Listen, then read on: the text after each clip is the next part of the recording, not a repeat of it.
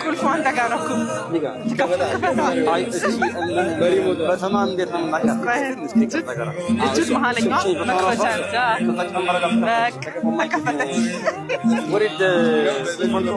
መኪናው የተከፈተ ነው። በእግር ከመሄድ ከመንገላታት ከፀሐይ ከዝናቡ ያወጣኝ ፈጣሪ ይመስገን ብሏል። ቅድም ሲናገር እንደሰማ ነው።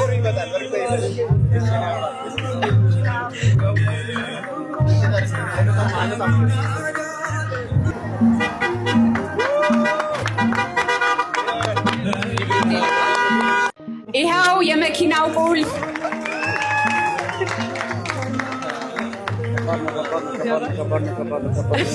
ከባድ ነው እያለ ነው። አመሰግናለሁ እያለ ነው። ከባድ ነው። ብዙ ከባድ ነገሮች ከዚህ በኋላም ይመጣሉ። ቅልቦች እስካሉ ድረስ አዶናይን እንዲሁም ደግሞ ዶክተር ሰላምን ከልብ እናመሰግናለን። እግዚአብሔር ደግሞ ባላችሁ ነገር ላይ ጨምሮ ከዚህ በላይ የተሻለ ነገር እንድታደርጉለት እንዲሁም ደግሞ ለሌሎችም ጭምር እንድትደርሱ እንመኛለን። እንኳን ደስ አለ ዘማሪ ገብረ ዮሐንስ።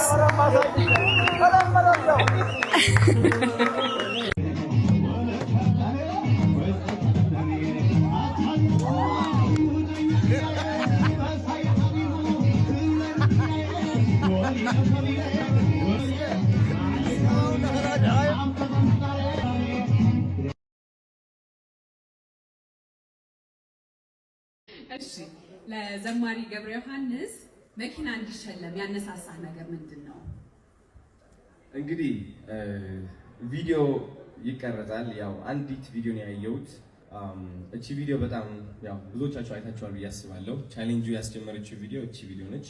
which is ታክሲ አካባቢ እየተራመደ ያለ ነው የሆነ ሰው ቪዲዮ የቀረጸው ዘማሪ ገብረ ዮሐንስን እና እኔ እውነት ልንገራችሁ አሜሪካ የሚኖሩት ሴሌብሪቲዎች አርቲስቶች የሀገር ባለውለታዎች የሚኖሩት ኑሮ እናውቃለን እና እኛ እንደ አንድ ኢትዮጵያ ለዚች ሀገር ኢንተርቴይንመንት ለዚች ሀገር የሰው ልብ መታከም ከሃይማኖታችን ጋር እንድንቀርብ የሚያደርጉን ታላላቅ አንጋፋ ሰዎች አሉ። እነዚህ ሰዎች ደግሞ መኖር የሚገባቸው ደረጃ አለ። እውነት የሰሩትን ስራ ማግኘት ስላለባቸው ከዚህ በፊት ብዙ ታላላቅ አርቲስቶችና ሴሌብሪቲዎች የዘሩትን አላጨዱም ብዬ አስባለሁ።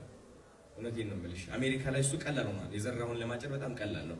እዚህ ሀገር ግን ትንሽ ይከብዳል ለአርቲስቶች። አሁን ግን እየተስተካከለ ነው። የሚገባቸውን እየሰጠን ነው፣ እያየን ነው እና ከዚህ በላይ ምንም ደስታ የለም። እውነት ለመናገር ቴንክ ዩ። ምን ልላችሁ ነው?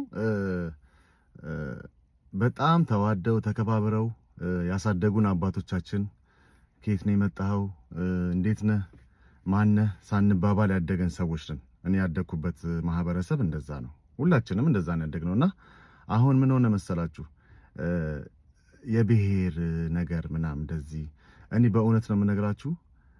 እንዴት እንዳያችሁት አላቅም። አብይ አህመድ የሚባለው ሰውዬ ኦሮሞ በጣም ጥሩ ጓደኞች አሉኝ። እነሱን እንኳን አይወክልም እና እባክህ ከኢትዮጵያ አናት ላይ ውረድ የሚለውን መልእክት መናገር ፈልጌ ነው። ይሄንን ማስተላለፍ ስለፈለኩኝ ነው።